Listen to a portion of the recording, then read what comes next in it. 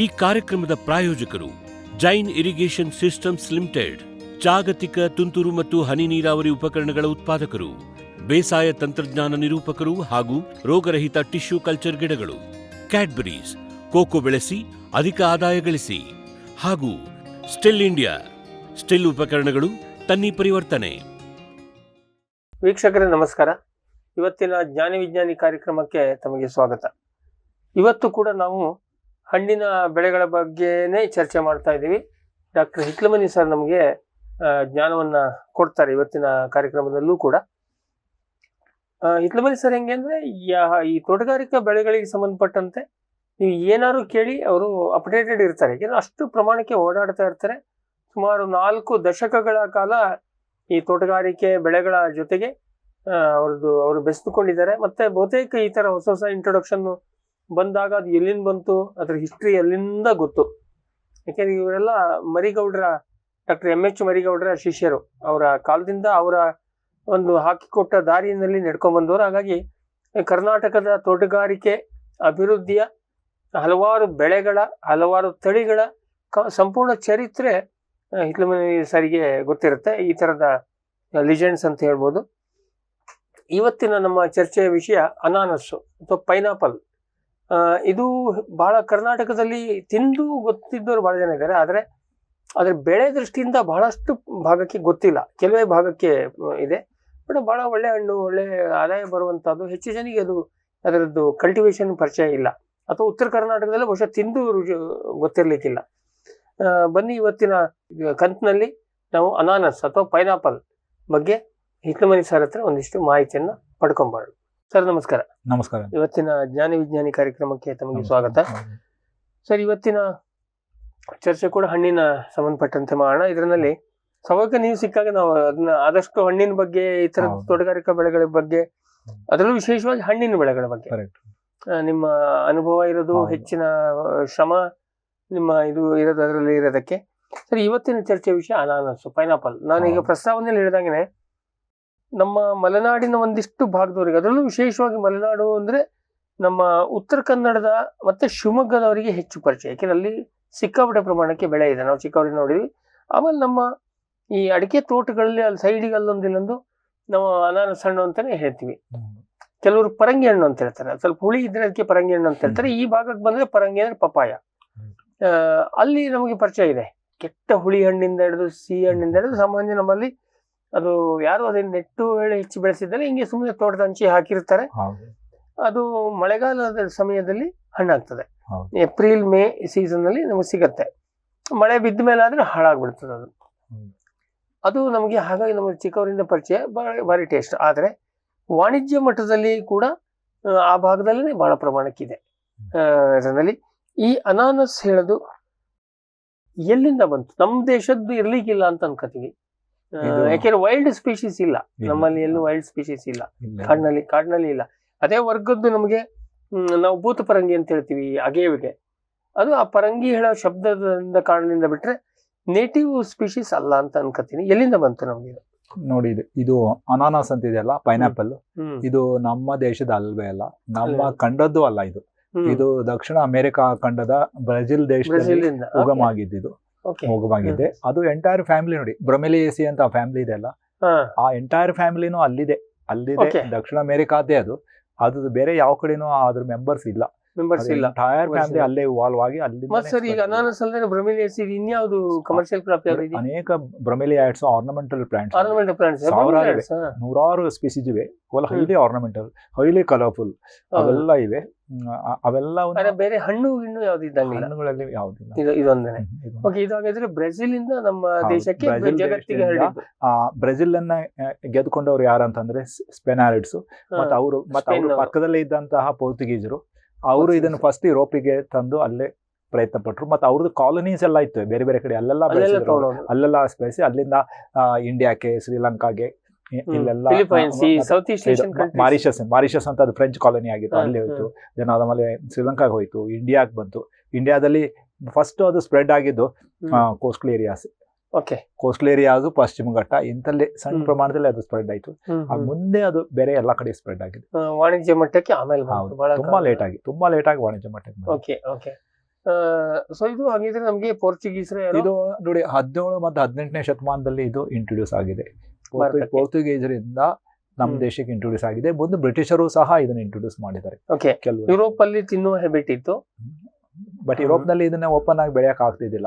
ಇದು ಟ್ರಾಪಿಕಲ್ ಅವರು ತಮ್ಮ ಕಾಲನೀಸ್ ನೋಡಿ, ಸ್ಪೇನ್ ಅವರು, ಪೋರ್ಚುಗೀಸರು ಮತ್ತೆ ಬ್ರಿಟಿಷರು ಜಗತ್ತಿನ ಅನೇಕ ಉಷ್ಣವಲಯಗಳಲ್ಲಿ ಅವ್ರ ಕಾಲನೀಸ್ ಇದ್ವು. ಅಲ್ಲೆಲ್ಲ ಇದನ್ನ ಅವರು ಸ್ಪ್ರೆಡ್ ಮಾಡಿದ್ರು. ತಮ್ಮ ಬೇಕಾಗಿದ್ದನ್ನ ತಂದು ಹಚ್ಚಿ ಅಲ್ಲಿಂದ ತಗೊಂಡೋಗೋದು. ಆ ರೀತಿ ನಮ್ಮ ದೇಶಕ್ಕೆ ಇದು 17 ಮತ್ತು 18ನೇ ಶತಮಾನದಲ್ಲಿ ಬಂದಿದೆ. ಹೊತ್ತಲ್ಲಿ ಬಂತು.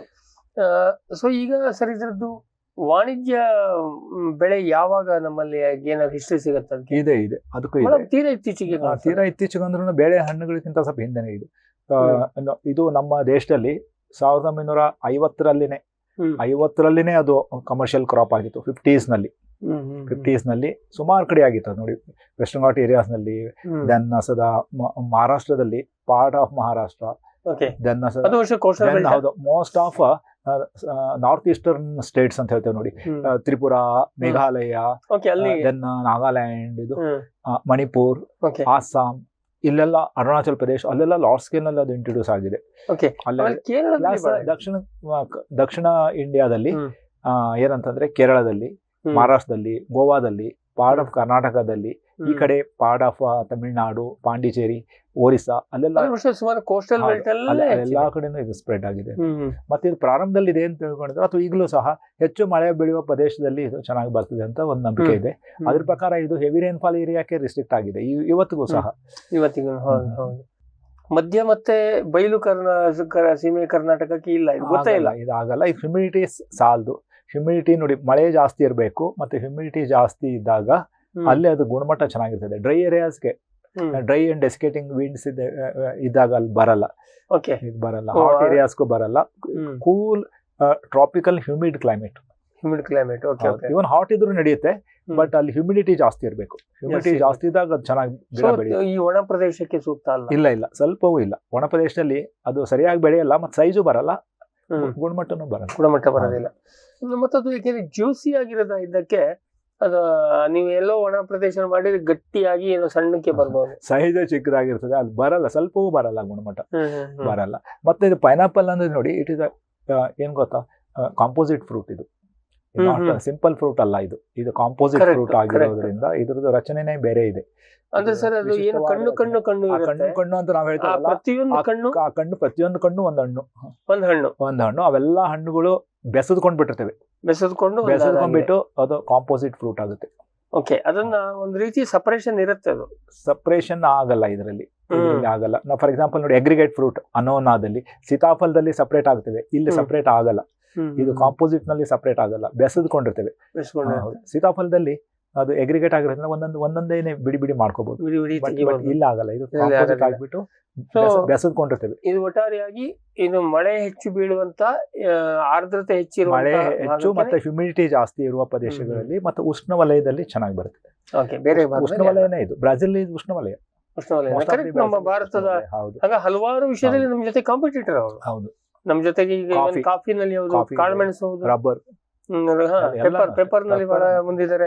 ಈವನ್ ಏಲಕ್ಕಿ, ಎಲ್ಲದರಲ್ಲಿ ನಮಗೆ ಅವರಿಗೆ ಸಮಕ್ಷಮ ಇದೆ. ಜನಸಂಖ್ಯೆಯಲ್ಲಿ ಮಾತ್ರ ಕಡಿಮೆ ಇದ್ದಾರೆ, ನಮ್ಮಷ್ಟಿಲ್ಲ.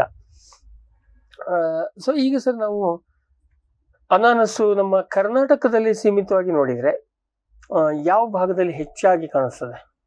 ಅದಕ್ಕೊಂದು ಸಣ್ಣ ಹಿಸ್ಟ್ರಿನಿದೆ. ಕರ್ನಾಟಕದಲ್ಲಿ ಪೋರ್ಚುಗೀಸರು ಮತ್ತೆ ಬ್ರಿಟಿಷರು ಅವರೆಲ್ಲ ಹೇಳಿದ್ರು ನೋಡಿ, ಲಾಂಗ್ ಬ್ಯಾಕ್ ಇಂಟ್ರೊಡ್ಯೂಸ್ ಮಾಡಿದ್ರು ಸಣ್ಣ ಪ್ರಮಾಣದ ಇಂಟ್ರೊಡಕ್ಷನ್ಸ್ ಅಷ್ಟೇ.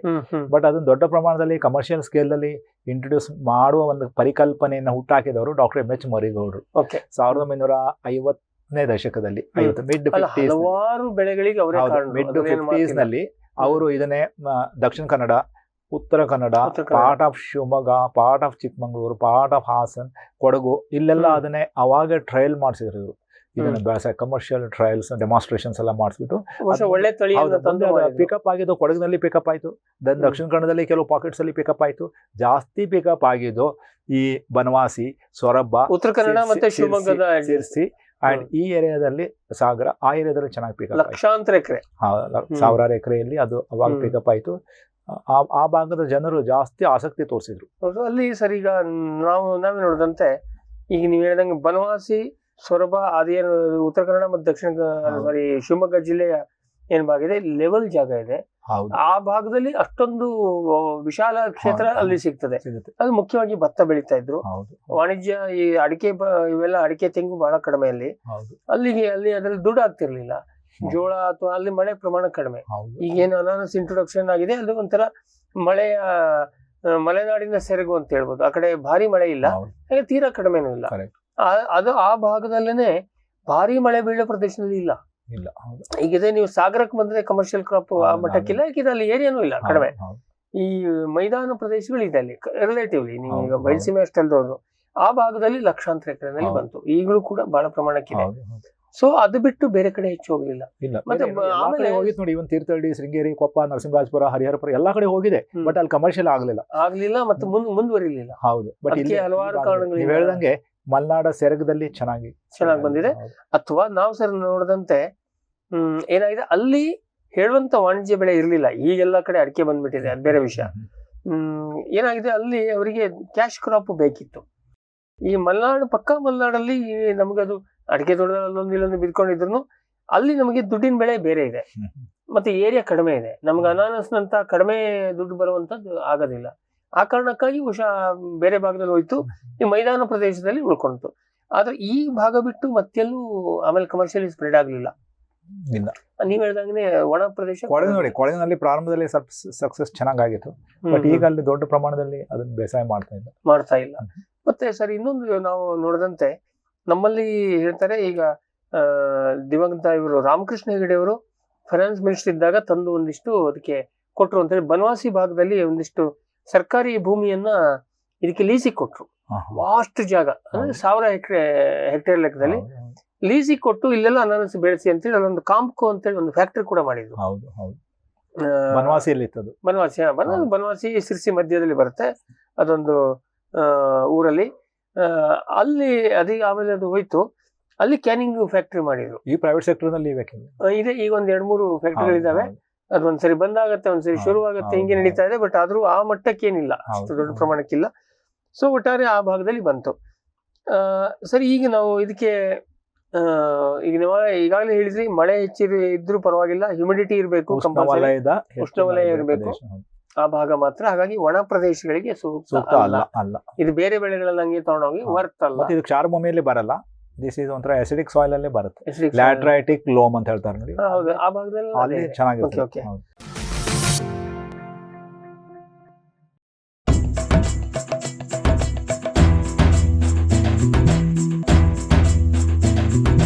ಕೃಷಿ ಪ್ರಗತಿ ಸಾಕಾರವಾಯಿತು, ಸ್ಟಿಲ್ ತಂತ್ರಜ್ಞಾನದಿ ಸಾಧ್ಯವಾಯಿತು,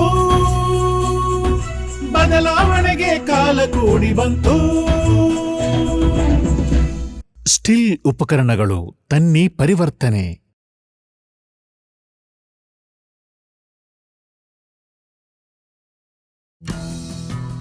ಜೈನ್ಸ್ ಜಗತ್ತಿನ ಅತಿದೊಡ್ಡ ಅಂಗಾಂಶ ಕೃಷಿ ಪ್ರಯೋಗಾಲಯ ಹಾಗೂ ಟಿಸಿ ಗಿಡಗಳ ಉತ್ಪಾದಕರು. ಸಮೃದ್ಧ ಇಳುವರಿಗೆ ಜೈನ್ ಜೀನೇನ್, ಯಾಲಕ್ಕಿ, ನೇಂದ್ರನ್ ಹಾಗೂ ಕೆಂಪು ಬಾಳೆ ಸಸಿಗಳು, ದಾಳಿಂಬೆ, ಭಗವತಳಿಯ ರೋಗಮುಕ್ತ ಸಸಿಗಳು, ಲಕ್ನೋ 49 ಪೇರಳೆ, ಸ್ಟ್ರಾಬೆರಿ ಇತ್ಯಾದಿ ಗಿಡಗಳು ಯೋಗ್ಯ ಬೆಲೆಯಲ್ಲಿ. ಅಂಗಾಂಶ ಕೃಷಿಯ ಜಾಗತಿಕ ಬ್ರ್ಯಾಂಡ್ ಜೈನ್.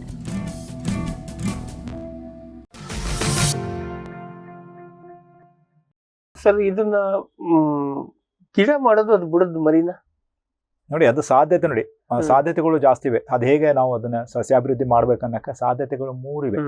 ಒಂದೇದು ಕೆಳಗಿನಿಂದ ಬರುವಂತಹ ಕಂದುಗಳು ಸಕ್ಕರ್ಸ್ ಅಂತ ಹೇಳ್ತೇವೆ. ಮತ್ತೆ ಮೇಲೆ ಬೊಡ್ಡೆ ಮೇಲೆ ಹಣ್ಣುಗಳು ಕೆಳಗಡೆ ಕಾಣಿಸ್ಕೊಳ್ಳುಗಳು ಸ್ಲಿಪ್ಸ್ ಅಂತ ಹೇಳ್ತೇವೆ. ಮತ್ತೆ ಹಣ್ಣುಗಳ ಮೇಲೆ ಇರೋದು ಕಿರೀಟ ಅಥವಾ ಕ್ರೌನ್ ಅಂತ ಹೇಳಿ. ಈ 3ರಿಂದನೂ ಸಹ ನಾವು ಅದನ್ನ ಮಾಡ್ಬೋದಾಗಿದೆ. ಬಟ್ ಕಮರ್ಷಿಯಲಿ ಟೆಕ್ನಿಕಲಿ ಪಾಸಿಬಲ್ ಎಲ್ಲದರಿಂದ. ಬಟ್ ಕಂದುಗಳು ಇರ್ತೇವಲ್ಲ, ಬಲವಾದ ಕಂದುಗಳು ವಿಗರ್ ಆಗಿ ಬೆಳೆದ್ಬಿಟ್ಟು ದೊಡ್ಡ ಹಣ್ಣು ಕೊಡೋದು, ಮತ್ತೆ ಬೇಗನೆ ಹಣ್ಣು ಕೊಡೋಕೆ ಇದು ಸಕ್ಕಸೆ ಒಳ್ಳೇದು. ಅಂದ್ರೆ ಬುಡದಲ್ಲಿ ಪಕ್ಕದಿಂದ ನೆಲ ಮಟ್ಟದಿಂದ ಬರೋದು. ಆ ಕಾಯಿ ಬುಡದಲ್ಲಿ ಬಂದಿದ್ದು ಅಲ್ಲ, ಕಾಯಿ ತಲೆ ಮೇಲೆ ಇದ್ದಿದ್ದು ಅಲ್ಲ. ತಲೆ ಮೇಲೆ ಇದ್ದು ಬರುತ್ತೆ. ಅವೆಲ್ಲ ಟೆಕ್ನಿಕಲಿ ಸಾಧ್ಯತೆ ಇದೆ, ತುಂಬಾ ಲೇಟ್ ಆಗುತ್ತೆ. ತುಂಬಾ ಲೇಟ್ ಆಗುತ್ತೆ. ಅದರಿಂದ ಮತ್ತೆ ದೊಡ್ಡ ಸೈಜ್ ಫ್ರೂಟ್ ಬರೋದಿಲ್ಲ. ಸೊ ಹಾಗಾಗಿ ನೆಲದಿಂದ ಬರುವಂತ ಸಕ್ಕರ್ಸ್ ಕಂದುಗಳು ಅಂತ ಹೇಳ್ತಾರೆ. ಅದನ್ನ ನಾವು ಸಪರೇಟ್ ಮಾಡ್ಬಿಟ್ಟು ಹೊಸ ಪ್ಲಾಂಟೇಶನ್ಸ್ಗೆ ಬಳಸ್ಕೊಳ್ಬೇಕಾಗುತ್ತೆ. ಒಂದೊಂದು ಗಿಡದಲ್ಲಿ 4-6 ಬಂದಿರುತ್ತೆ ಅದು. ಬರುತ್ತೆ. ಸೊ ಇದು ಪ್ಲಾಂಟಿಂಗ್ ಮೆಟೀರಿಯಲ್ ಶಾರ್ಟೇಜ್ ಏನಿಲ್ಲ. ಹೌದು. ಮತ್ತೆ ಇವನ್ ನೋಡಿ ಕೊಯ್ಲಾದ್ಮೇಲೆ ಈ ಸಕ್ಕಸ್ ಪ್ರೊಡಕ್ಷನ್ ಜಾಸ್ತಿ ಆಗ್ಬಿಡ್ತದೆ ಕೆಳಗಿನಿಂದ. ಆಮೇಲೆ ಟರ್ಮಿನಲ್ ಪೋರ್ಷನ್ ಇದೆ ಅಲ್ಲ ನೋಡಿ, ಹಣ್ಣು ಬಂದಿದ್ದನ್ನ ಇದು ಮೊನೊಕಾರ್ಪಿಕ್ ಅಂತ ಹೇಳ್ತಾರೆ. ಇದು ಅಂದ್ರೆ ಟರ್ಮಿನಲ್ ಪೋರ್ಷನ್ ಗೆ ಹಣ್ಣಾಗಿ ಎಂಡ್ ಆದ ತಕ್ಷಣ ಸಕ್ಕರ್ಸದ ಆಕ್ಟಿವಿಟಿ ಜಾಸ್ತಿ ಆಗುತ್ತೆ. ಅಂದ್ರೆ ಇದು ಗಿಡ ಹಿಂಗ್ ಬರುತ್ತೆ, ಅದ್ರ ಲಾಸ್ಟ್ ಗೆ ಅದ್ರದ್ದೊಂದು ಸುಳಿ terminal portion ends with a fruit. ಅವಾಗ ಏನ್ ಗೊತ್ತಾ, ದೆನ್ ಗಿಡ ಸರ್ವೈವ್ ಆಗ್ಬೇಕಲ್ಲ, ಸರ್ವೈವಬಿಲಿಟಿ ಅಂತ ಹೇಳ್ತಾರಲ್ಲ, ಅವಾಗ ಆ ಗಿಡ ಸಕ್ಕರ್ಸ್ ಜಾಸ್ತಿ ಪ್ರೊಡ್ಯೂಸ್ ಮಾಡುತ್ತೆ. ಸರಿ, ಬಾಳೆ ಹಂಗೇನೆ, ಬಾಳೆ ಒಳಗಿನ ತಿರುಳು ಬಂದು ಗೊನೆ ಆದ್ಮೇಲೆ ಅದು ಸಹ ಮೊನೊಕಾರ್ಪಿಕ್. ಸೊ ಅದೇ ಪದ್ಧತಿ ಇದ್ರಲ್ಲೂ ಕೂಡ ಇದೆ. ಅದು ಕೊಯ್ಲು ಆದ್ಮೇಲೆ ಜಾಸ್ತಿ ಸಕ್ಕರ್ಸ್ ಬರುತ್ತೆ, ಅದನ್ನ ನಾಟಿ ಮಾಡ್ತಾರೆ. ನಾವು ಉಳಿಸ್ಕೋಬೇಕು. ಇದರಲ್ಲಿ ಸರ್ ಬಹುಶಃ ಲೆಕ್ಕ ಕೂಳೆ ಬೆಳೆ ತೆಗಿತಾರೆ ಇರುತ್ತೆ. ಒಂದ್ಸರಿ ನೆಟ್ ಮೇಲೆ ಆ ಸಕ್ಕರ್ಸ್ ಇರ್ತೇವಲ್ಲ, ಅದ್ರಲ್ಲಿ ಎಲ್ಲ ಅಲ್ಲ, ಕೆಲವನ್ನ ಸ್ವಲ್ಪ ಥಿನ್ ಔಟ್ ಮಾಡ್ಬಿಟ್ಟು ಕೆಲವನ್ನ ಮಲ್ಟಿಪ್ಲಿಕೇಶನ್ಸ್ ಗೆ ಅಥವಾ ಏರಿಯಾ ಎಕ್ಸ್ಪಾನ್ಷನ್ಸ್ ಯೂಸ್ ಮಾಡ್ಕೊಂಡು 1 ಅಥವಾ 2 ಉಳಿಸ್ಕೊಂಡ್ರೆ ಅವು ಸಹ ಮತ್ತೆ 2 ಅಥವಾ 3 ಕ್ರಾಪ್ ತಕೊಳ್ಬಹುದು.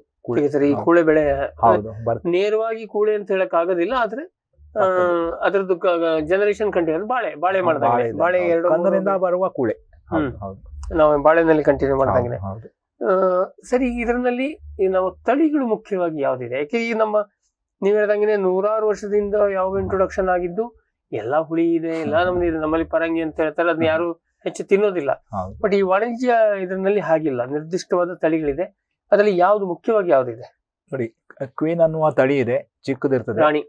ಅದು ಸ್ವಲ್ಪ ಕೋನಿಕಲ್, 2 ಕಡೆನೂ ಅದು ಸ್ವಲ್ಪ ಒಂದ್ ಕಡೆ ಕೋನಿಕಲ್ ಆಗಿರ್ತದೆ, ಒಂದ್ ಕಡೆ ಫ್ಲಾಟ್ ಆಗಿರ್ತದೆ. ಮತ್ತೆ ಕಣ್ಣುಗಳು ತುಂಬಾ ಇದಾಗಿರ್ತದೆ, ಮೇಲ್ಗಡೆ ಎದ್ದಿರ್ತವೆ. ಹೌದು, ಪಾಯಿಂಟೆಡ್ ಪ್ರಾಮಿನೆಂಟ್ ಕಣ್ಣುಗಳು ಇರ್ತವೆ. ಮೇಲೆ ಸರ್ಫೇಸ್ ಸ್ಮೂತ್ ಆಗಿರಲ್ಲ, ಒಬ್ಬು ತಬ್ಬು ಆಗಿರ್ತದೆ. ಮತ್ತೆ ತುಂಬಾ ಸ್ವೀಟ್ ಆಗಿರ್ತದೆ.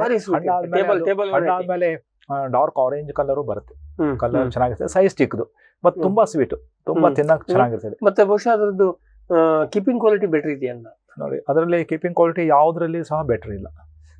ಯಾಕಂದ್ರೆ ಎಲ್ಲ ಬೈ ನೇಚರ್ ಅದನ್ನ ಹೇಳ್ತೇನೆ ನಾನು, ಯಾಕಂದ್ರೆ ಕೀಪಿಂಗ್ ಕ್ವಾಲಿಟಿ ತುಂಬಾ ಅಲ್ಲಿನೂ ಸಹ ಕಡಿಮೆ. ಮತ್ತೆ ಎರಡನೇದೇನಂತಂದ್ರೆ ಕ್ಯೂ ಅಂಡ್ ಜೆಂಟ್ ಕ್ಯೂ ಅಂತ ಹೇಳ್ಬಿಟ್ಟು, ಹೌದು, ಕ್ಯೂ ಅಂಡ್ ಜೆಂಟ್ ಕ್ಯೂ ಅವು ತುಂಬಾ ದೊಡ್ಡ ರೀತಿಯಲ್ಲಿ ಅವು ಈಗ ಬೆಳೀತಾ ಇದ್ದಾರೆ. ಜೈಂಟ್ ಕ್ಯೂ ಇದೆ ನೋಡಿ, ಅದು ಪ್ರಾಸೆಸಿಂಗ್ ತುಂಬಾ ಹೆಲ್ಪ್ ಆಗುತ್ತೆ. ಯಾಕಂದ್ರೆ ಸಿಲಿಂಡ್ರಿಕಲ್ ಶೇಪ್ ಆಗಿರ್ತದೆ. ನಮಗೆ ನೋಡಿ ಅದ್ರ ಮೇಜರ್ ಏನಂತಂದ್ರೆ ಪೈನಾಪಲ್ ಸ್ಲೈಸಸ್ ಅಂತ ಬರ್ತದೆ, ರೌಂಡ್ ಸ್ಲೈಸಸ್ ಬರ್ತವಲ್ಲ, ಅವಾಗ ಡಿಕೋರಿಂಗ್ ಮಾಡಿಬಿಟ್ಟು ಸ್ಲೈಸಸ್ ಮಾಡಿದಾಗ ನಂಬರ್ ಆಫ್ ಸ್ಲೈಸಸ್ ಜಾಸ್ತಿ ಬಂದ್ಬಿಡ್ತದೆ. ಸಿಲಿಂಡರ್ ಆಗಿರೋದ್ರಿಂದ ಸ್ವಲ್ಪ ತುದಿಗಿರೋದು ಮತ್ತೆ ಕೆಳಗಡೆ ಇರೋದು 1 or 2 ಬಿಟ್ರೆ ಉಳಿದೆಲ್ಲ ಅನೇಕ ಸ್ಲೈಸಸ್ ಬರ್ತವೆ, ಜಾಸ್ತಿ ವರ್ಕೌಟ್ ಆಗುತ್ತೆ. ಮೆಕಾನೈಸ್ ಇರೋದಕ್ಕೆ ಅದು ಸಿಪ್ಪೆ ತೆಗೆಯೋದು ಹಿಂಗೆ ಒಂದು ಅದು ಕೆಳಗಡೆ ಮೇಲ್ಗಡೆ ಇಂಡಿವಿಜುವಲ್ ಫ್ರೂಟ್ಸ್ ಅಂತ ಹೇಳ್ತೇವಲ್ಲ, ಥಂಬ್ ಇಂಪ್ರೆಷನ್ಸ್ ಅವು ಡೀಪ್ ಆಗಿರಲ್ಲ, ಸರ್ಫೇಸ್ ಇರೋದ್ರಿಂದ ಜಾಸ್ತಿ ವೇಸ್ಟೇಜ್ ಇರಲ್ಲ ಇದರಲ್ಲಿ. ಸ್ಕ್ವೀನ್ ನಲ್ಲಿ ತುಂಬಾ ವೆಸ್ಟೇಜ್ ಆಗುತ್ತೆ, ತಿನ್ನೋ ಪೋರ್ಷನ್ ಕಡಿಮೆ ಆಗುತ್ತೆ. ಪ್ರಾಸೆಸಿಂಗ್ ನೋಡಿ, ಪ್ರಾಸೆಸಿಂಗ್ ಸರ್ಫೇಸ್ ನಲ್ಲಿರುವ ಸ್ಕಿನ್ ಡಿಸ್ಕಿನ್ನಿಂಗ್ ಅಂಡ್ ಸೆಂಟರ್ ದಲ್ಲಿರುವ ಕೋರ್ ಅನ್ನ ಡಿಕೋರಿಂಗ್ ಮಾಡಿದ್ರೆ ಮ್ಯಾಕ್ಸಿಮಮ್ ಎಡಿಬಲ್ ಪೋರ್ಷನ್ ಇರುತ್ತೆ. ಇದು ಇದಾಗುತ್ತೆ, ಮಧ್ಯದಲ್ಲಿ ಒಂದು ಹೋಲ್ ಆಗುತ್ತೆ, ಅದನ್ನ ಸ್ಲೈಸ್ ಮಾಡ್ಬಿಟ್ರೆ ಮುಗೀತು. ಹೌದು, ಆಮೇಲೆ ಅದನ್ನ ಟಿಟ್ ಬಿಟ್ಸ್ ಅಂತೂ ಕೂಡ ಮಾಡ್ತಾರೆ, ಮುಂದಿರ್ತದೆ ಪೀಸಸ್ ಎಲ್ಲ ನೋಡಿ. 2 ಪ್ರಾಸೆಸಿಂಗ್ ನವ್ರು ಏನ್ ಮಾಡ್ತಾರೆ ಅಂದ್ರೆ ಯಾವ್ದು ವೇಸ್ಟ್ ಮಾಡಲ್ಲ. ಸ್ಲೈಸಸ್ ಆದ್ಮೇಲೆ ಇನ್ನು ಕೆಲವು ಸ್ಲೈಸಸ್ ಆಗದೆ ಇರೋ ಪೋರ್ಷನ್ಸ್ ಅವರು ಸಣ್ಣ ಸಣ್ಣ ಪೀಸಸ್ ಮಾಡಿಬಿಟ್ಟು ಅದನ್ನ ಟಿಟ್ ಬಿಟ್ಸ್ ಯೂಸ್ ಮಾಡ್ತಾರೆ. ಪ್ಲಸ್ ಇದು ಸ್ಕ್ವಾಶ್ ಗಳಿಗೆ, ಕಾರ್ಡಿಯಲ್, ಜಾಮ್ಗೆ, ಜೆಲ್ಲಿ, ಮಿಕ್ಸ್ಡ್ ಫ್ರೂಟ್ ಜಾಮ್ ಅವಕ್ಕೆಲ್ಲ ಯೂಸ್ ಆಗುತ್ತೆ. ಕರೆಕ್ಟ್. ಬನವಾಸಿನಲ್ಲಿ 2 ಫ್ಯಾಕ್ಟರಿ ಇದೆ, ನಮ್ಮ ಈಗಲೂ ಇದೆ, ಖಾಸಾ ಮನುಷ್ಯರದ್ದೇ ಇದೆ. ಅಲ್ಲಿ ಒಂಥರ ಬನವಾಸಿ ಇವರು ದಿವಂಗತ ರಾವ್ ಸಾಬ್ ಅಬ್ದುಲ್ ರೌಫ್ ಅಂತ ಇದ್ರು, ಈಗ ತೀರ್ಕೊಂಡ್ರು. ಅವರಿಗೆ ಧಾರವಾಡ ಕೃಷಿ ವಿಶ್ವವಿದ್ಯಾಲಯ ಡಾಕ್ಟರೇಟ್ ಕೊಡ್ತು. ಅವರು ಅದರಲ್ಲಿ ನಿಸ್ಸೀಮರು, 1000 ಎಕರೆಯನ್ನ ಎನ್ಕರೇಜ್ ಮಾಡಿದ್ರು. ಅವರು ಟ್ರೇಡರ್ ಕೂಡ ಆಗಿದ್ರು. ಇಲ್ಲಿಂದ ಕಾನ್ಪುರ, ಕಲ್ಕತ್ತಾ, ಇನ್ನೊಬ್ರು ಅವ್ರ ಜೊತೆಗೆ ಕಾರಂತ್ ಅಂತ ಒಬ್ರು ಇದ್ರು, ಅವರು ತುಂಬಾ ಅವರು ವರ್ಕ್ ಮಾಡಿದ್ದಾರೆ. ಇಲ್ಲ, ಆ ಭಾಗದಲ್ಲಿ ರೋಪ್ ಸಾಬ್ ಅವ್ರ ಜೊತೆ, ರೋಪ್ ಸಾಬ್ ಅವರು ಇದನ್ನ ಬಹಳ ಒಂಥರ ಕಾಂಟ್ರಾಕ್ಟ್ ಫಾರ್ಮಿಂಗ್ ತರ ಬಹಳ ಪ್ರಮಾಣಕ್ಕೆ ಇಲ್ಲ. ಅವ್ರು ನಾವು ಈ ಸಂದರ್ಭದಲ್ಲಿ ನೆನೆಸ್ಕೋಬೇಕು. ಅವರು ಆ ಮಟ್ಟಕ್ಕೆ ಅದೊಂದು ಸಂಸ್ಥೆ ತರನೇ ಬೆಳೆಸಿದ್ರು. ಈಗ ಅದನ್ನ ಪ್ರೆಸ್ಸಿಂಗ್ ಮಾಡ್ತಾ ಇದ್ರು ಅವ್ರ ಮಕ್ಕಳೇ. ಹೌದು, ಕರೀಂ ಅಂತ ಹೇಳಿ, ಕರೀಂ ಸಾಬ್ ಅಂತ ನಮ್ಮ ಕರೀಂ ಸಾಬ್ ನಮ್ಮ ಕ್ಲಾಸ್ಮೇಟ್ ಮುಂದುವರ್ಸ್ಕೊಂಡು ಹೋಗ್ತಿದ್ದಾರೆ. ಅವರು ತುಂಬಾ ಅವರು ಶ್ರಮ ವಹಿಸಿ ಒಳ್ಳೆ ಕೆಲಸ ಮಾಡ್ತಾರೆ, ಬಹಳ ನಾಲೆಜ್ ಇದೆ. ಅವ್ರ ತಮ್ಮ ಈಗ ಪ್ರೆಸ್ಸಿಂಗ್ ಫ್ಯಾಕ್ಟರಿ ಇಂಡಿಯಾದಲ್ಲಿ ನಂಬರ್ 1 ಇದೆ, ಪ್ರಮಾಣಕ್ಕೆ ಬೆಳೆಸಿದ್ದಾರೆ. ಅವರು ತುಂಬಾ ಅದರಲ್ಲಿ ಇನ್ವಾಲ್ವ್ ಆಗಿದ್ದಾರೆ. ಸೊ ಈಗ ನೀವು ಹೇಳಿದಂಗೆ ಕ್ಯೂ ವೆರೈಟಿ ಏನಿದೆ, ಜೈಂಟ್ ಕ್ಯೂ ಪ್ರಾಸೆಸಿಂಗ್ ಅನುಕೂಲ ಆಗುತ್ತೆ. ಈ ಕೇರಳದಲ್ಲೆಲ್ಲ ಇದು ಕ್ವೀನ್ ರಾಣಿ ತಳಿ ಅಂತ ಹೇಳ್ತಾರೆ, ಅದು ಟೇಬಲ್ ವೆರೈಟಿ, ಬಾರಿ ಸ್ವೀಟ್ ಇರುತ್ತೆ. ಅದು ಆ ದೃಷ್ಟಿಯಿಂದ, ಪ್ರೆಸ್ಸಿಂಗ್ ದೃಷ್ಟಿಯಿಂದ ಅದು ಆಕಾರ ಚೆನ್ನಾಗಿರಲ್ಲ. ಬನವಾಸಿ ಭಾಗದಲ್ಲಿ ಪೂರ್ತಿ ಇರೋದು ಕ್ಯೂನೆ. ಮತ್ತೆ ಈಗ ಹೊಸ ಹೊಸ ಇಂಟ್ರೊಡಕ್ಷನ್ಸ್ ಆಗ್ತಾ ಇವೆ. ಇನ್ನು ಕೆಲವೊಂದು ಹೊಸ ಇನ್ನೊಂದ್ಸಲ ನೀವು ಮಾರಿಷಸ್ ಹೇಳಿದ್ರೆ ಏನು? ಮಾರಿಷಸ್ ವೆರೈಟಿ ನೋಡಿ, ಅದು ಇನ್ ಬಿಟ್ವೀನ್ ಇರುತ್ತದೆ. ಮಾರಿಷಸ್ ಸ್ವಲ್ಪ ಇದು ಜೆಂಟ್ ಕ್ಯೂದಷ್ಟು ಸೈಜ್ ಬರಲ್ಲ, ಅದು ಸಹ ಸ್ವೀಟ್ ವೆರೈಟಿನೇ. ಅದು ಸ್ವೀಟ್ ವೆರೈಟಿ, ಬಟ್ ಅದು ಎರಡು ಕಡೆನೂ ಟೇಪರಿಂಗ್ ಇರ್ತದೆ, ಟಾಪ್ ಅಂಡ್ ಬಾಟಮ್, ಮೇಲೆ ಸ್ವಲ್ಪ ಮೇಲೆ ಕೆಳಗೆ ಅದು tapering. That's also good variety. ನಮ್ಮ ಕ್ವೀನ್ ಟೈಪ್ನೇ, ಅದಕ್ಕೂ ಎಡಿಬಲ್ ಫ್ರೂಟ್ ಇದೆ, ತುಂಬಾ ಟೇಬಲ್ ಗೆ ಬಹಳ ಚೆನ್ನಾಗಿ ಯೂಸ್ ಆಗುತ್ತೆ. ಪ್ರಾಸೆಸಿಂಗ್ ಅಷ್ಟು ಯೂಸ್ ಆಗದೆ ಇರ್ಬೋದು.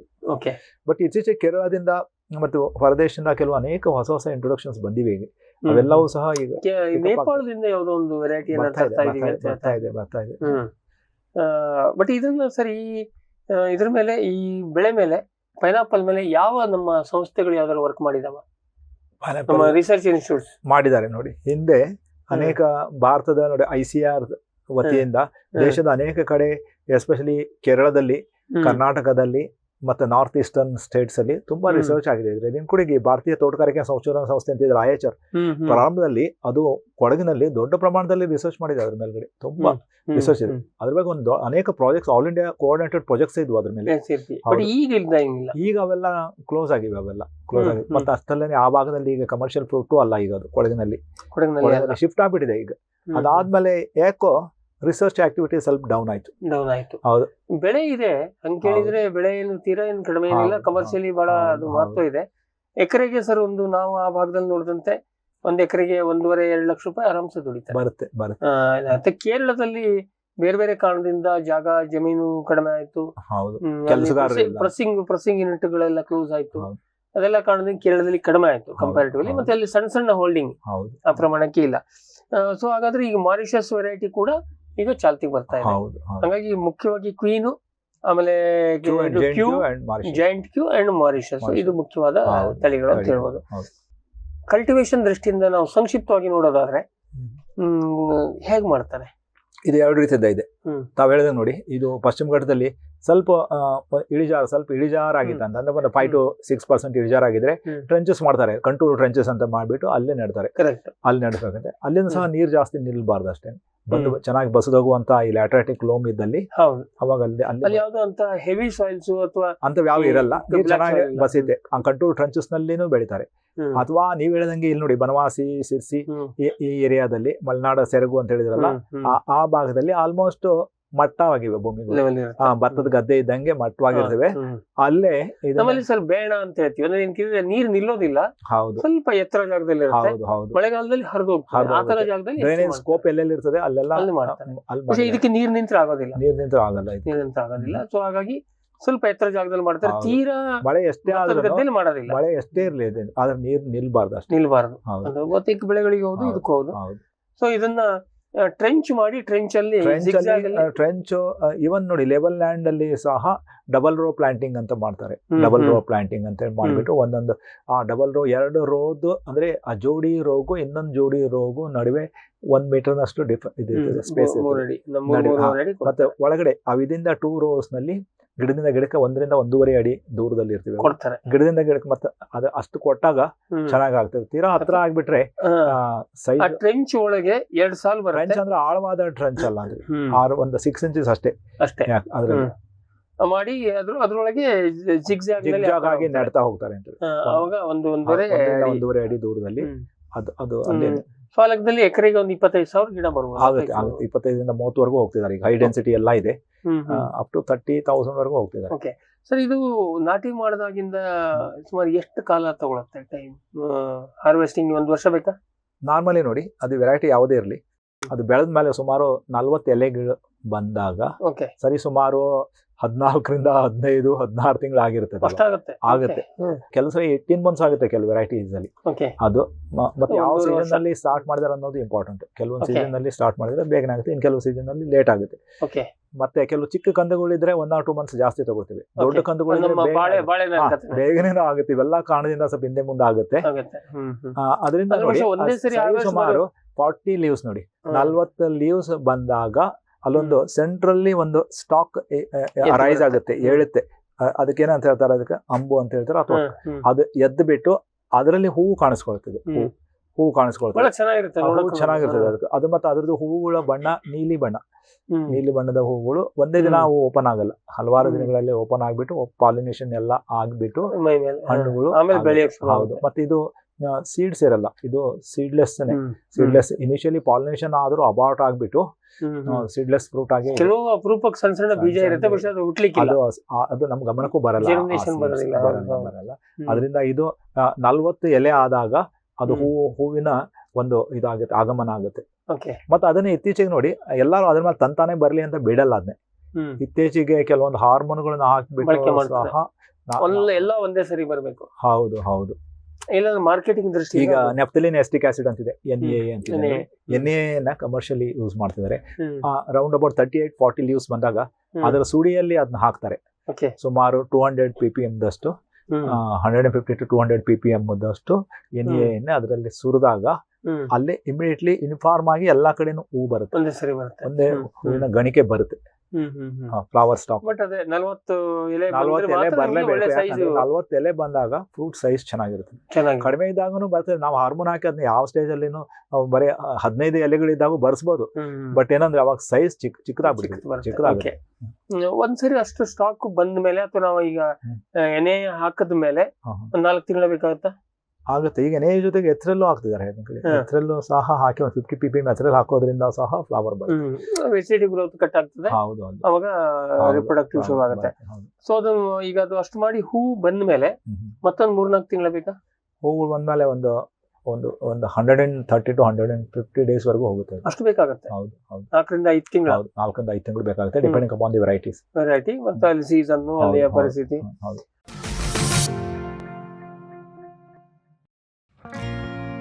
ಜೈನ್ ಇರಿಗೇಷನ್ ಸಿಸ್ಟಮ್ಸ್ ಲಿಮಿಟೆಡ್ ಭಾರತದ ಹನಿ ನೀರಾವರಿ ತಂತ್ರಜ್ಞಾನದ ಪ್ರಥಮ ಪ್ರವರ್ತಕ, ಜಗತ್ತಿನ ಅತಿ ದೊಡ್ಡ ಸ್ಪ್ರಿಂಕ್ಲರ್ಸ್ ಉತ್ಪಾದಕ ಕಂಪನಿ. ಸಂರಕ್ಷಿತ ಕೃಷಿಯಲ್ಲಿ ಹಸಿರು ಮನೆಗಾಗಿ ಮಿಸ್ಟರ್, ಫಾಗರ್, ಫ್ಯಾನ್ ಮತ್ತು ಪ್ಯಾಡ್ ಹಾಗೂ ನೆರಳು ಮನೆ, ಸ್ವಯಂ ಚಾಲಿತ ನೀರಾವರಿ ವ್ಯವಸ್ಥೆ ಮತ್ತು ರಸಾವರಿ ತಂತ್ರಜ್ಞಾನ.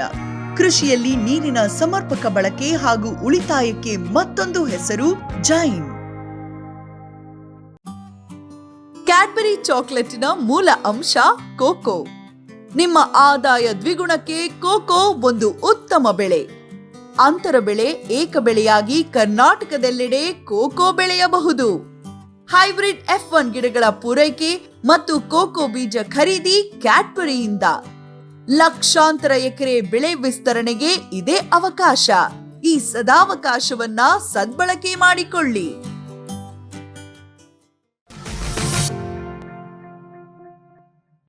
ಆಮೇಲೆ ಕೆಲವು ನಮ್ಮಲ್ಲಿ ಸ್ಕಾರ್ಚಿಂಗ್ ಆಗುತ್ತೆ, ಬಿಸಿಲು ನೇರವಾಗಿ ಹೊಡಿಬಾರ್ದು ಅಂತ. ಅದಕ್ಕೆಲ್ಲ ನೋಡಿ, ಪಶ್ಚಿಮ ಘಟ್ಟದಲ್ಲಿ ಏನಾಗುತ್ತೆ ಅಂದ್ರೆ, ಪಶ್ಚಿಮ ಘಟ್ಟದಲ್ಲಿ ಮಧ್ಯಾಹ್ನ ನೋಡಿ ಆಫ್ಟರ್ 2 o'clock, ಆಫ್ಟರ್ 2 to 5 ದಲ್ಲಿ ಸ್ಕಾರ್ಚಿಂಗ್ ಸನ್ ಇರುತ್ತೆ ಬೇಸಿಗೆ. ಅವಾಗ ಎಲೆಗಳೆಲ್ಲ ಸ್ಕಾರ್ಚಿಂಗ್ ಆಗ್ಬಿಟ್ಟು ಕೆಂಪ್ ಆಗ್ಬೋದು ಅಥವಾ ಬಿಳಿನೂ ಆಗ್ಬೋದು, ಸುಟ್ಟಂಗ್ ಆಗುತ್ತೆ. ಅವಾಗ ಏನ್ ಮಾಡ್ತಾರೆ ಅಂದ್ರೆ, ಈ ಹುಲ್ಲುಗಳನ್ನ ಕಸ ಎಲ್ಲ ಕಿತ್ತಿದ ಹುಲ್ಲುಗಳನ್ನ ಎಲೆಗಳ ಮೇಲೆ ಮೂಸ್ತಾರೆ. ಇವನ್ ಕಾಯಿಗಳು ಇದ್ರು ಸಹ ಅದ್ರ ಮೇಲೆ ಕಾಯಿಗೂ ಮೂಸ್ತಾರೆ. ಪಶ್ಚಿಮ ದಿಕ್ಕಿನಲ್ಲಿ ಅದನ್ನ ಇಳೆ ಬಿಡ್ತಾರೆ, ಇಲ್ಲಾಂದ್ರೆ ಕಾಯಿ ಸುಟ್ಟು ಅದಾಗುತ್ತೆ. ಅದು ಪಶ್ಚಿಮ ಘಟ್ಟದಲ್ಲಿ ಆ ಪ್ರಾಬ್ಲಮ್ ಇದೆ. ಅದು ಬನವಾಸಿಯಲ್ಲೆಲ್ಲ ಅಷ್ಟು ಇದೆ, ಇಲ್ಲ ಅಲ್ಲೂ ಒಂದು ಮಾಡ್ತಾರೆ. ಸೊ ಒಟ್ಟಾರೆಯಾಗಿ ಅದನ್ನ ನೇರ ಬಿಸಿಲಿನಿಂದ ಸ್ವಲ್ಪ ಅದಕ್ಕೆ ರಕ್ಷಣೆ ಕೊಡ್ತಾರೆ. ಮತ್ತೆ ಇನ್ನೊಂದು ಇರಿಗೇಷನ್ ನೋಡಿ, ಮಳೆಗಾಲದಲ್ಲಿ ಏನು ತೊಂದರೆ ಇಲ್ಲ, ಇದು ಇರಿಗೇಷನ್ ಬೇಕಾಗಲ್ಲ. ಫಾರ್ ಅಪ್ ಟು ಡಿಸೆಂಬರ್ ವರೆಗೂ ಯಾವುದೇ ಒಂದು ನೀರು ಬೇಕಾಗಿಲ್ಲ. ಆದ್ರೆ ಮುಂದೆ ನೋಡಿ, ಮುಂದೆ ಮಳೆಗಾಲ ಕಳೆದ್ಮೇಲೆ ಚಳಿಗಾಲದಲ್ಲಿ ಮತ್ತೆ ಹಣ್ಣುಗಳು ಬಿಟ್ಮೇಲೆ ನಾವು ಅದಕ್ಕೆ ಒಂದು ಮಿನಿಮಮ್ ಒಂದು 10 to 15 days or 20 days ಒಂದ್ಸರಿ ಏನಾದ್ರು ಇರಿಗೇಷನ್ ಕೊಡ್ಬೇಕಾಗುತ್ತೆ. ಅದು ಸ್ಪ್ರಿಂಕ್ಲರ್ ಆಗಿರ್ಬೋದು, ಡ್ರಿಪ್ ಆಗಿರ್ಬೋದು, ಅಥವಾ ನೀರ್ ಹಾಯಿಸೋದಾದ್ರಾಗಿರ್ಬೋದು. ಇದ್ರ ಮೂಲಕ ಸ್ಪ್ರಿಂಕ್ಲರ್ ಬೇಕಾದಷ್ಟು ಸ್ಪ್ರಿಂಕ್ಲರ್ ಜಾಸ್ತಿ ಇದೆ. ಅದ್ರ ಮೂಲಕ ನಾವು ನೀರ್ ಹಾಯಿಸ್ಬೇಕಾದ್ರೆ at least once in 15 to 20 days ಆದ್ರೂ ಕೊಡ್ಲೇಬೇಕಾಗುತ್ತೆ. ಅದೇನ್ ಜಾಸ್ತಿ ನೀರ್ ಕೇಳಲ್ಲ, ಯಾಕಂದ್ರೆ ಇದು ಬೇಸಿಕಲಿ ಅದೇನಂತಂದ್ರೆ ಎಪಿಫೈಟಿಕ್ ಅಂತ ಹೇಳ್ತಾರೆ. ಇದು ಅದ್ರ ಬೊಮಿಲಿಯೇಸಿಯಸ್ ಮೆಜಾರಿಟಿ ಮೆಂಬರ್ಸ್ ಅಲ್ಲಿ epiphytes. That means they are growing on other trees or on the stones ಅಂತ ಹೇಳಿ. ಅದರಿಂದ ಇದ್ರ ವಾಟರ್ ರಿಕ್ವೈರ್ಮೆಂಟ್ ತುಂಬಾ ಕಡಿಮೆ, ನೀರಿನ ಪ್ರಮಾಣ ಕಡಿಮೆ. ಆದ್ರೂ ಕಮರ್ಷಿಯಲಿ ನಾವು ಮಾಡ್ಬೇಕಾದ್ರೆ ಸ್ವಲ್ಪ ನೀರು ಸಾಕಷ್ಟು ಮಟ್ಟಿಗೆ ಕೊಡ್ಬೇಕಾಗುತ್ತೆ. ಇಲ್ಲಾಂದ್ರೆ ಸೈಜು ಕ್ವಾಲಿಟಿ ಎರಡೂ ಬರೋದಿಲ್ಲ, ಗುಣಮಟ್ಟ ಬರೋದಿಲ್ಲ. ಇದರಲ್ಲಿ ಕಳೆ ನಿರ್ವಹಣೆ ಹೇಗೆ? ಯಾಕೆ ಸಿಕ್ಕಾಪಟ್ಟೆ ಇಲ್ಲಿ ಮಧ್ಯದಲ್ಲಿ ಗ್ಯಾಪ್ ಇರೋದಕ್ಕೆ ಭಾರಿ ಕಳೆ ಬರುತ್ತೆ. ಯಾಕೆಂದ್ರೆ ಇದು ಶೇಡ್ ಒಂದು ಕ್ರಿಯೇಟ್ ಆಗೋದಿಲ್ಲ. ಸೊ ಅಲ್ಲಿ ಏನು ಕಳೆನಾಶಕ ಬಳಕೆ ನೋಡಿ ಮಾಡ್ತಾರೆ? ಮಲೆನಾಡಿನಲ್ಲಿ ನಾವು ಬೆಳೀತಾ ಇರೋದ್ರಿಂದ ಅಥವಾ ಮಲೆನಾಡು ಸೆರಗು ಬೆಳೆದ್ರೆ ಸಹಜವಾಗಿ ಅಲ್ಲೆಲ್ಲ ವೀಡ್ಸ್ ಜಾಸ್ತಿನೇ, ಹುಲ್ಲುಗಳಾಗಿರ್ಬೋದು, ಕಸ ಕಡ್ಡಿ ಜಾಸ್ತಿ ಬೆಳೀತಾ ಇರ್ತವೆ.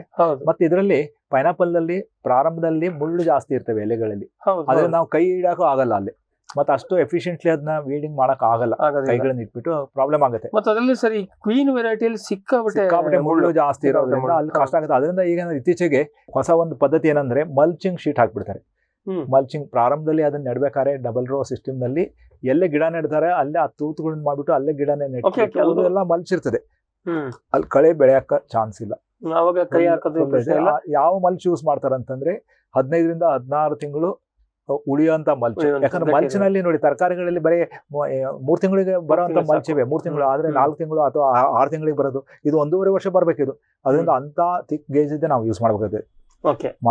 ಸೊ ಹಾಗಾಗಿ ಅದನ್ನ ಮಾಡಿದಾಗ ನೋಡಿ ವೀಡಿಂಗ್ ಕಡಿಮೆ ಆಗುತ್ತೆ, ಪ್ಲಸ್ ಮಾಯಿಶ್ಚರ್ ಲಾಸ್ ಅನ್ನು ಕಡಿಮೆ ಆಗುತ್ತೆ ಡ್ಯೂರಿಂಗ್ ನಾನ್ ರೈನಿ ಸೀಸನ್ ನಲ್ಲಿ.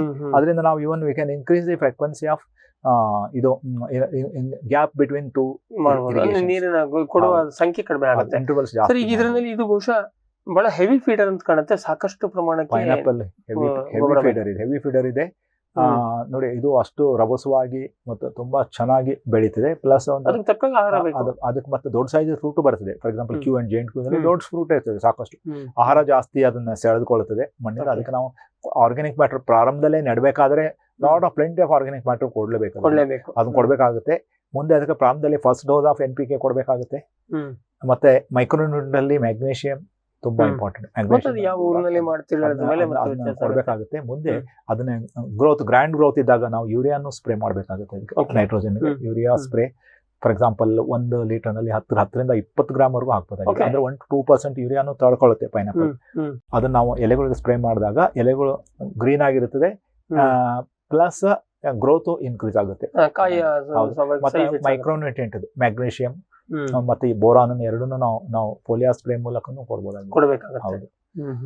ಸೊ ಇದರಲ್ಲಿ ಸಾಮಾನ್ಯವಾಗಿ ಇದು ಫಸ್ಟ್ ನಾವು ನಾಟಿ ಮಾಡಿದಾಗ ನೀವು ಹೇಳ್ದಂಗೆ ಒಂದು 14-15 ತಿಂಗಳ ಮಿನಿಮಮ್ ಬೇಕು. ಆಮೇಲೆ ಕಾಯಿ ಬಂದ್ಮೇಲೆ ಮತ್ತಂತೂ ಒಂದು 2 ವರ್ಷದ ಬೆಳೆ ಇಲ್ಲ, 2 ವರ್ಷ ಅಲ್ಲ, ಮ್ಯಾಕ್ಸಿಮಮ್ ಒಂದು 16 months ಆಗುತ್ತೆ, 16 to 18 months ಆಗುತ್ತೆ. 18 months, ಒಂದೂವರೆ ವರ್ಷ ಆಗುತ್ತೆ, 18 months. ಆಮೇಲೆ ಮತ್ತೆ ಮುಂದಿನ ಕೂಳೆ ಬೆಳೆ ಬೇಗನೆ ಬರುತ್ತಾ? ಅದು ಬೇಗನೆ ಬರುತ್ತೆ, ಅದು ಬರುತ್ತೆ.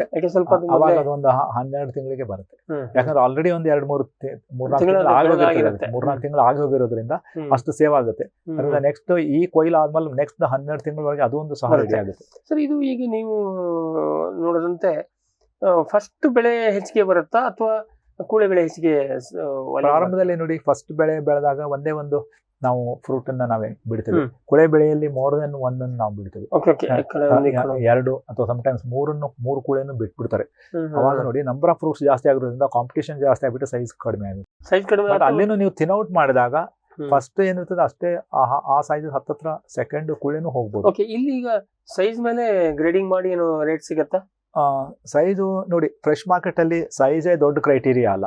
ಪ್ರಾಸೆಸಿಂಗ್ ನಲ್ಲಿ ಸೈಜ್ ಇದಾಗ್ಬೋದು, ಮ್ಯಾಟರ್ ಆಗ್ಬೋದು. ಬಟ್ ಇಯರ್ ನಮ್ದ್ರಲ್ಲಿ ಅದ್ರದ್ದು ಕಲರು ಪ್ಲಸ್ ಅದು ಫ್ರೆಶ್ನೆಸ್ ಮತ್ತೆ ಅದ್ರದ್ದು ಒಳಗಡೆ ಅದು ಯಾವ ರೀತಿ ಅದು ಕಾಣುತ್ತೆ ಅನ್ನೋದು ಇಂಪಾರ್ಟೆಂಟ್. ಅದು ಚೆನ್ನಾಗಿರ್ಬೇಕು, ಗುಡ್ ಲುಕಿಂಗ್ ಇರ್ಬೇಕು.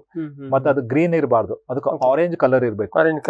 ಕಲರ್ ಇದೆ ಎಲ್ಲೋ ಅಥವಾ ಆರೆಂಜ್ ಕಲರ್ ಇದ್ದಾಗ ಅದಕ್ಕೆ ಜಾಸ್ತಿ ಡಿಮಾಂಡ್ ಆಗುತ್ತೆ. ಗ್ರೀನ್ ಇದ್ರೆ ಯಾರು ಅದನ್ನ ತಗೊಳ್ಳೋದಿಲ್ಲ, ಹುಳಿ ಇರುತ್ತೆ. ಸರಿ, ಈಗ ಇದ್ರದ್ದು ತಾಳಿಕೆ ಹೇಗಿದೆ?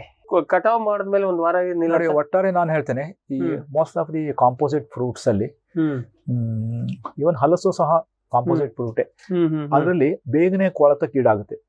ಅಲ್ಲೊಂದು ಥಂಬ್ ರೂಲ್ ಇದೆ, ಇವೆಲ್ಲ ಕಾಂಪೋಸಿಟ್ ಫ್ರೂಟ್ಸ್ ಬೇಗನೆ ಹಾಳಾಗುತ್ತೆ, ಎಸ್ಪೆಷಲಿ ಮಾಯಿಶ್ಚರ್ ಬಿದ್ದಾಗ.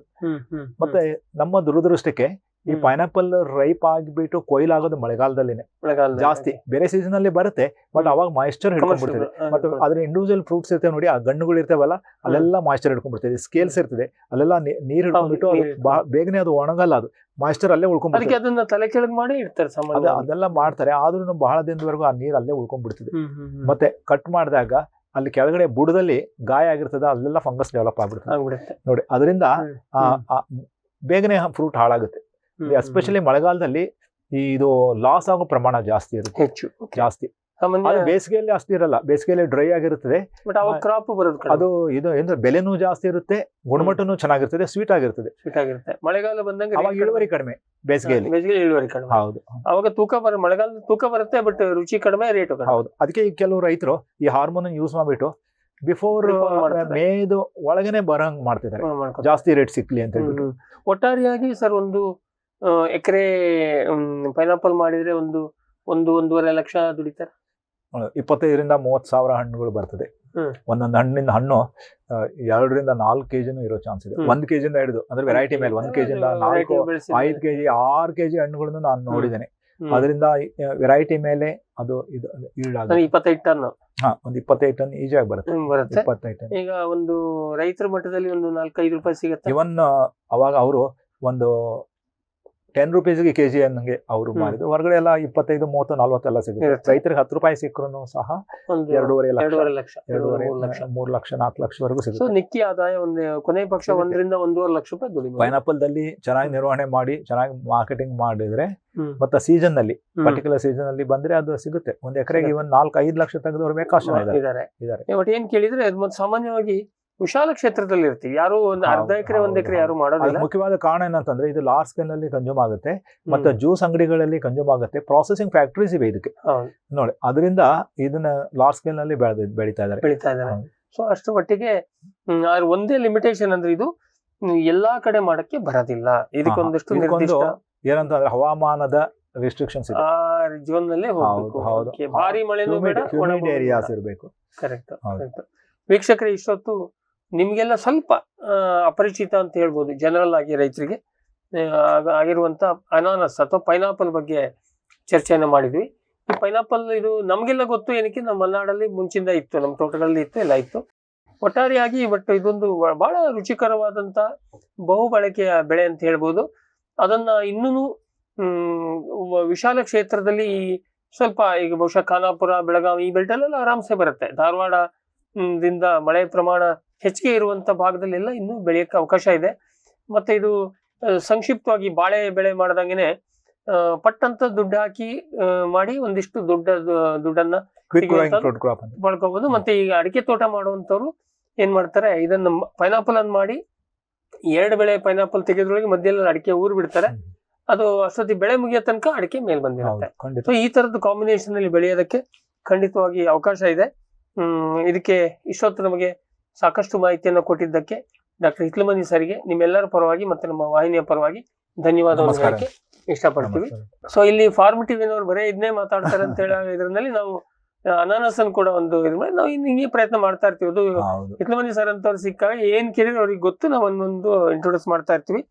ಈ ಚರ್ಚೆ ನಿಮಗೂ ಪ್ರಯೋಜನಕ್ಕೆ ಬಂತು ಅಂತ ಅನ್ಕೊಂಡು, ಮತ್ತೆ ಇದಕ್ಕೆ ಸಂಬಂಧಪಟ್ಟಂತೆ ಏನಾದ್ರು ಹೆಚ್ಚಿನ ಮಾಹಿತಿ ಬೇಕಿದ್ರೆ ನಮ್ಮನ್ನ ಸಂಪರ್ಕ ಮಾಡಿ, ನಾವು ಸೂಕ್ತವಾದ ರೈತರನ್ನ ನಿಮಗೆ ಸಂಪರ್ಕ ಮಾಡಿಕೊಡ್ತೀವಿ. ಮತ್ತೆ ಅದ್ರ ಬಗ್ಗೆ ಜ್ಞಾನ ಇರುವಂತ ಇವರನ್ನ ನಿಮಗೆ ಸಂಪರ್ಕ ಮಾಡ್ಕೊಡ್ತೀವಿ. ಯಾರಾದ್ರೂ ಪ್ರಯತ್ನ ಮಾಡೋರಿದ್ರೆ ಹೊಸ ಕ್ಷೇತ್ರಗಳಲ್ಲಿ ಖಂಡಿತವಾಗಿ ಅವಕಾಶ ಇದೆ, ಸಾಕಷ್ಟು ಅವಕಾಶ ಇದೆ ಅಂತ ಹೇಳ್ಕೊಂಡು ಇವತ್ತಿನ ಜ್ಞಾನಿ ವಿಜ್ಞಾನಿ ಕಂತನ್ನ ಮುಗಿಸ್ತಾ ಇದೀವಿ. ನಮಸ್ಕಾರ. ಈ ಕಾರ್ಯಕ್ರಮದ ಪ್ರಾಯೋಜಕರು ಜೈನ್ ಇರಿಗೇಷನ್ ಸಿಸ್ಟಮ್ಸ್ ಲಿಮಿಟೆಡ್, ಜಾಗತಿಕ ತುಂತುರು ಮತ್ತು ಹನಿ ನೀರಾವರಿ ಉಪಕರಣಗಳ ಉತ್ಪಾದಕರು, ಬೇಸಾಯ ತಂತ್ರಜ್ಞಾನ ನಿರೂಪಕರು ಹಾಗೂ ರೋಗರಹಿತ ಟಿಶ್ಯೂ ಕಲ್ಚರ್ ಗಿಡಗಳು, ಕ್ಯಾಡ್ಬರೀಸ್, ಕೋಕೋ ಬೆಳೆಸಿ ಅಧಿಕ ಆದಾಯ ಗಳಿಸಿ, ಹಾಗೂ ಸ್ಟಿಲ್ ಇಂಡಿಯಾ, ಸ್ಟಿಲ್ ಉಪಕರಣಗಳು ತನ್ನಿ ಪರಿವರ್ತನೆ.